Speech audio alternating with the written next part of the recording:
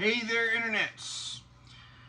So, I didn't get a video out last week as I started researching, and then other things started getting caught up, and we ended up with a flood threatened here in Skagit County. And that does loosely dovetail into the end of this video. Didn't get flooded, but I was on the edge by the predictions, and I moved a bunch of stuff, which is why my living room is now still in shambles, and I have a hand truck sitting behind me. Hopefully I'll get that all straightened out within the next week or two, because I have a day job. But anyway, I finally got this together tonight with what time I had, and a couple weeks ago Fox News brought out an article saying, hey, Biden administration is talking about getting rid of a carbon-free source of power, and Congress is questioning it and asking if they're going to, reminding them that they got to get permission. And the Biden administration does need permission to remove 4 dams on the lower Snake River. Now, these dams were built in the 60s or 70s. I'm not going to read through all the articles, but I did read through the leaked agreement between the administration and the 4 of the Northwest tribes, all 37 very repetitive pages of it. And it was leaked because 2 representatives from Washington, Kathy McMorris Rogers and Dan Newhouse, sent a letter to the Biden administration, and they included a copy of this report. So they kind of sneakily leaked it without officially just leaking out something that maybe that somebody could say they shouldn't. It doesn't matter. We should all have a good idea of what's going on anyway. There shouldn't be secrets of this nature between the U.S. government and litigants or something along those lines, because what the tribes have done is they've paused the litigation with the government pending the working out this agreement. And so, for some background, these dams provide electricity. Some people say they don't provide that much, but for actually Washington State, it's huge. And they provide other benefits as well. But for some numbers when it comes to, and this is all from the Energy Department, and everything will be linked in the description below. It will be the Fox News article from back at the end of November, and then the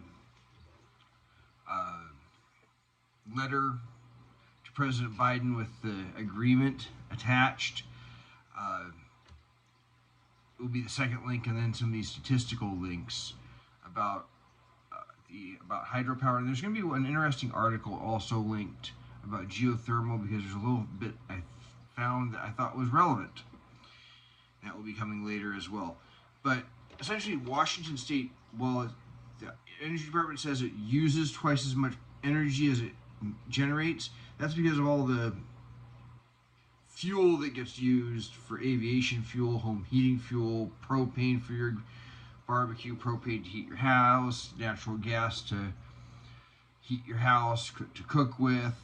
That gets added on too when you start talking about total energy. As far as electricity, Washington produces more electricity than it uses. And it's actually ranked better for as far as the per capita use too. It's in one of the top quarter of the states for as little energy used per person as is. We're in the top quarter of states for the per capita using the least amount of energy per person.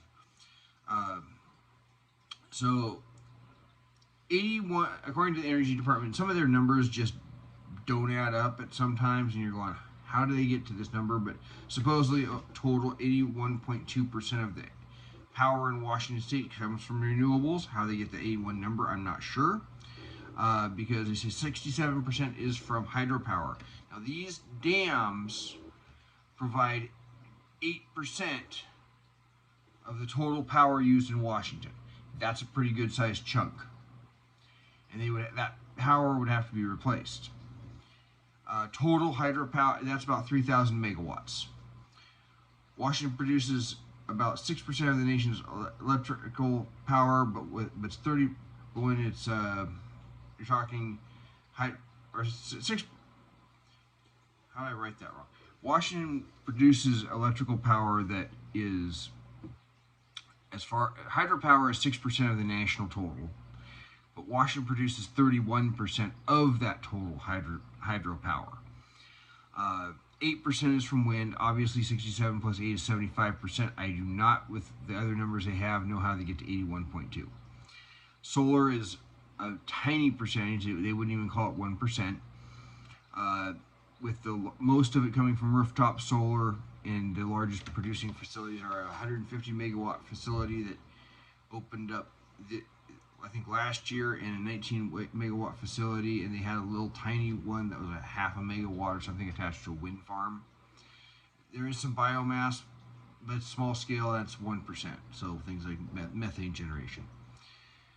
So I do not know how they get to 81.2, but that's what they say. Nuclear is, we only have one nuclear plant in Washington, and it's supposed to be 3.3% in Washington, but nuclear makes up, where's my number?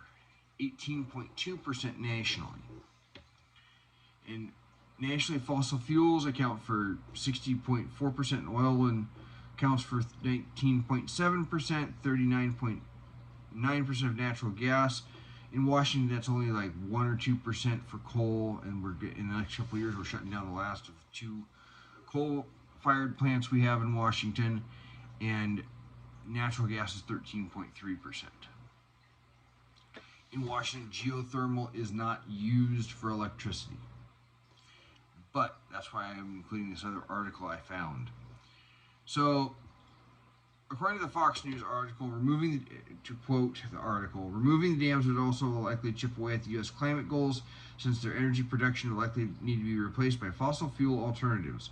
According to federal data, replacing hydropower with natural gas generation would increase carbon emissions by 2.6 million metric tons per year, the equivalent of 421,000 passenger cars. Why would that be? Because hydropower provides base load power. You can turn it on, turn it off at will, for the most part. There are times you're going to have scheduled outages. You are going to have, it's not as good as nuclear. It's basically available, and I had it written, noted down here. Where is it? It's on my 3rd page, I think. 3rd page. Between 78 and 83% of the time, it's available, ready to go. And it's kind of the same for coal and natural gas. They're way up there. Wind and solar do not cut it. And geothermal has the potential to be that way. But we don't have geothermal at this point, so we can't include it. But that would be nobody's suggesting that as a alternative.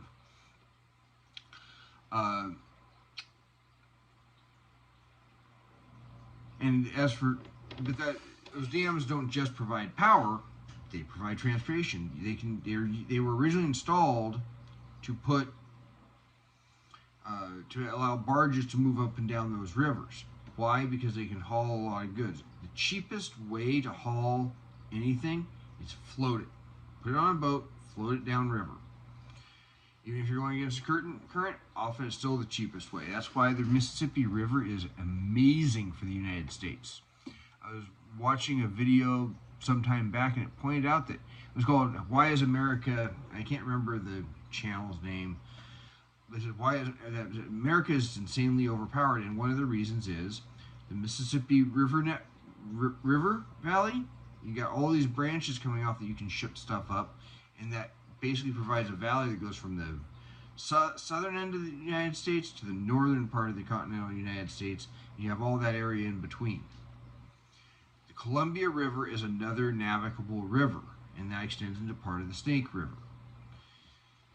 According to this Fox News article, and I'm not sure that some of this is accurate, but I could be wrong, the river system notably feeds the largest U.S. wheat export gateway.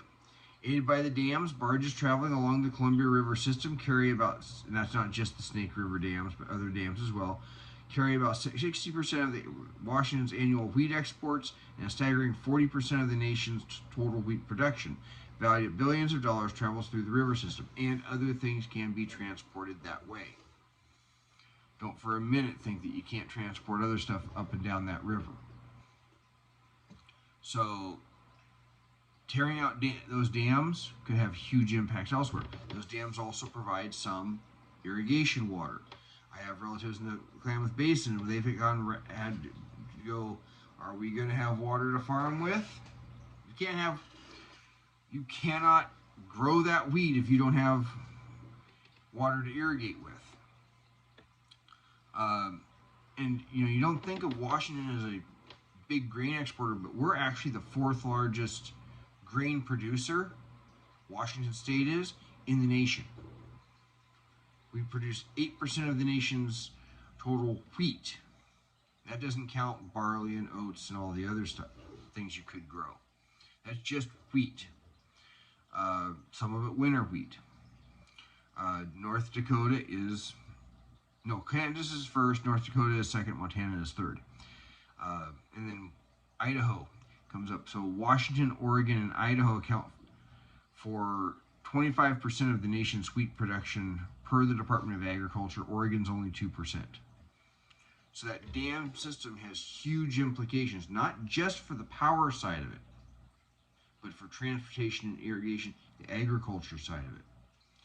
The United States, I think we export about a third of the calories we produce. That was a thing that came up during when Ukraine got invaded, because Ukraine produces a lot of the various grain crops that get exported, as does Russia.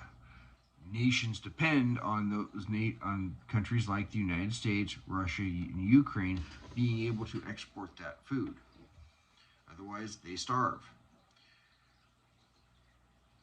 So, in that letter, some of their questions are obviously answered if you read the report. Some very clearly, some use some common sense, guys. For instance, one of their questions should seem obvious, like the Columbian River Basin doesn't drain into the Puget Sound, so it doesn't make sense for, say, because there's 40 recognized tribes in Washington. It doesn't make sense to have tribes from up in the northern Puget Sound area, like some of the tribes associated with Skagit County, Whatcom County, Snohomish County. The fish don't go that they fish for aren't the Columbia River fish. The Columbia River doesn't drain into there. Could affect them for electricity prices, but not that. So that would seem obvious. But some of them are stated so repeated times that you might want to ask, but then you see here it's repeated so many times about seeking permission to, or if they get permission to breach the dams. Congress has to approve that. They bring it up so many times it becomes obvious. Yes, they are coming out to, they are intent on tearing out those dams. Maybe they want to get them to come out and say it, so you can say, hey, they are opposed to dams. I've started to see stuff across my Facebook feed about wanting to make sure we keep the Snake River dams, because there are people with a vested interest in keeping them.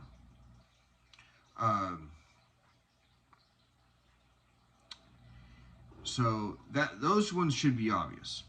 But so there are some good questions, for instance, like, why not provide technical assistance to all the tribes? This is about, they talk about a tribal, I think it's called a tribal power sovereignty program or agreement, where they help these 4 tribes generate their own electricity. And they don't explicitly say one way or the other whether that would be the replacement for the power, but makes it sound like they're talking wind and solar for those tribes. Well, that's great if they can generate part of their power that way, or maybe even power to sell, fine. But honestly, why wouldn't you provide that assistance to all the tribes? Maybe there would be some spots where you could improve hydropower. Hydropower, in my research, I found out we have increased production, but while some of it has come from new projects, most of it has been through better use of the facilities, or better use of or more efficient turbines being installed in place, some of those kind of things. One of the things in the agreement is they're talking about running the dams based on the needs of the fish, not on the needs of electricity also. That by itself could impact electrical availability. Another good question brings up about the independence of the Bonneville Power Administration, BPA, in the rate-making decisions and where they might buy power from other than those tribes to replace the power that's lost. And they don't ask what science is settled about this. They talk about certain stocks needing certain things. Is accounting for the replacement power going to be considered grid reliability, replacing the 24/7 availability of dams?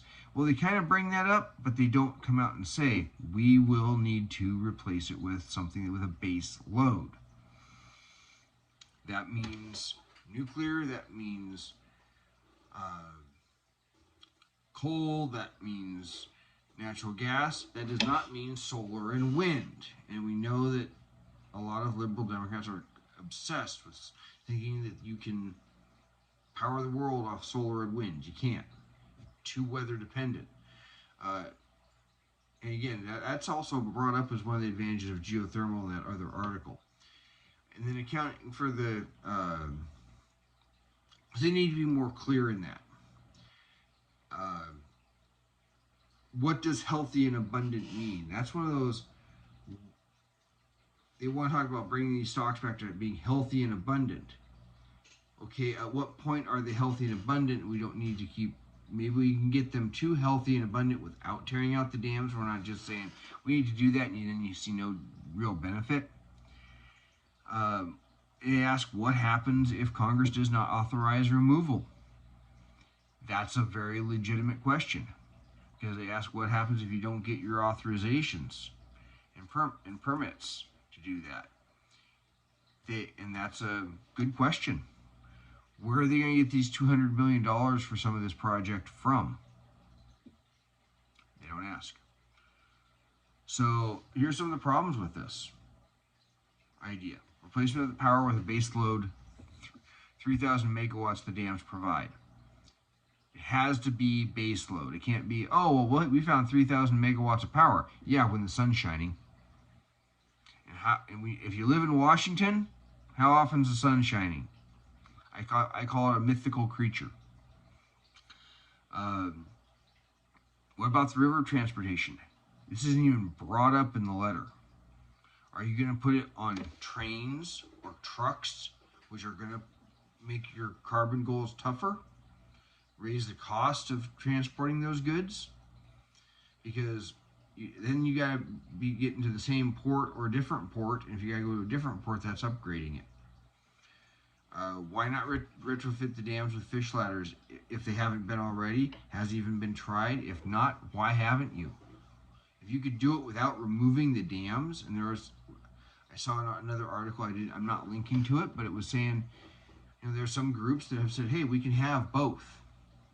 Well, that's a stakeholder you're not involving, because they don't seem to be involving the stakeholders that need the power, that need the irrigation water, that need the transportation abilities that those dams provide. And that's something not mentioned. And then there's a final thing. This is where I mentioned it ties into me dealing with potential flood this week, because it was going to be, if it followed the predictions, it would have been like right even with my floor. You start tearing out dams for these fish stocks. What happens when people start talking about it for other fish stocks? And so we've got 5 dams on the Skagit Basin. And they mostly provide electricity to Seattle. But those 5 dams, I heard a rumor that one of them they might not even try and relicense. And in researching this, I found that that's one of the issues surrounding hydroelectric. Is it's very hard to get permits for it, and then it's a pain in the butt to renew your permits. And some people just say, well, we'll refuse to agree to it unless you give us more of money for fish, more water downstream, that rather than generate electricity with it,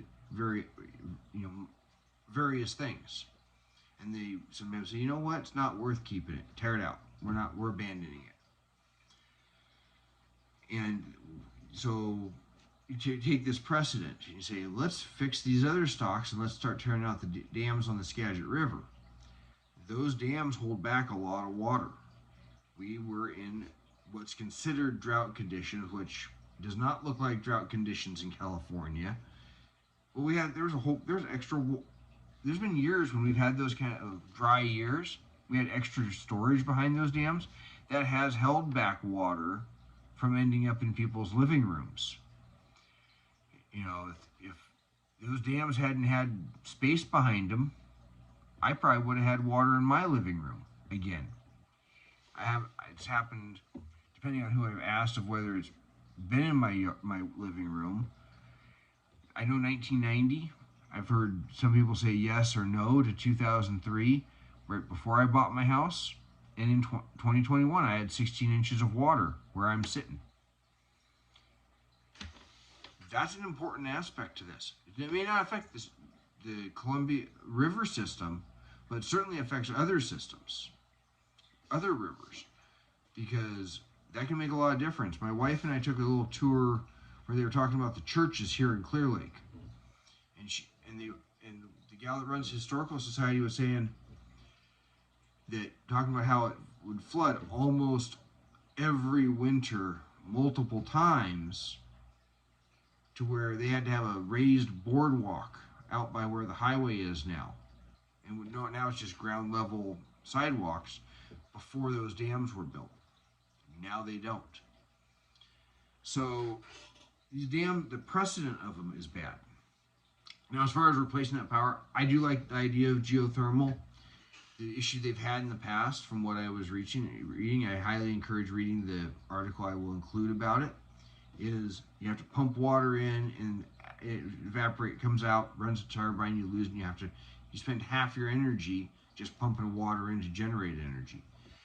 This guy's come up with a way to make a closed loop like a radiator and use some of the same technology from fracking to generate this power. And there's a few places where they've been able to generate some power. I know it's a big thing in Iceland because with the volcanic activity going on there, the safety of their hydropower power station, or not hydropower, geothermal power station, is huge to them. They've been worried about it. They were moving in material to try and potentially redirect lava around the station. So that could be an option, because the way they're designing this one, you could do it anywhere. And that would be cool. Okay, now we have that problem solved.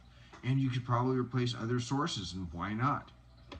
Why not replace all of your fossil fuels and use the fossil fuels for something else if you need them at all? But until they have these problems solved out, they're kind of jumping the gun on this with aiming to tear out those dams. So that's what I found out about it. That's what they're up to. They're trying to keep it quiet what they agreed to, and that's not right, period. But they're kind of aiming to do something without any thought at all of exactly how they're going to do it. And they're making agreements already.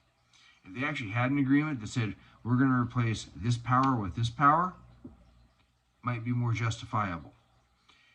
And some of it's in direct conflict with their goals, of course, because if you're going to replace hydropower with natural gas, have you really accomplished that much?